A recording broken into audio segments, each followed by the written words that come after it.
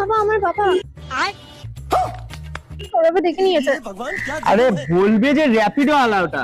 আরে আমার বাবা না ওরম রিলস প্রত্যেকদিন দেখে। ঠিক আছে, আজকে আমি এমন একটা জিনিস করবো না, তোমার বাবা নিজে বলবে যাও আমাকে মেয়েকে নিয়ে ঘোরো। যা ইচ্ছা করো, আমাকে খুঁজিও না। ঠিক আছে, দেখো তাহলে।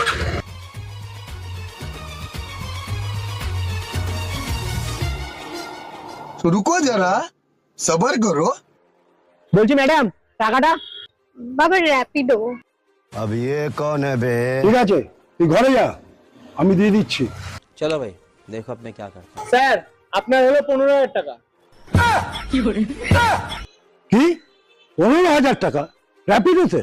আরে হ্যাঁ, ওনাকে তো আমি গত 3 মাস ধরে কলেজে নিয়ে যাচ্ছি, কোচিং এ নিয়ে যাচ্ছি, 1 টাকাও তো দেয় না, বললো আস্তে আস্তে দিয়ে দেবে। বলছি বাবা ওই কিছু ডিসকাউন্ট কিংবা ইএমআই তো দেওয়া যাবে না?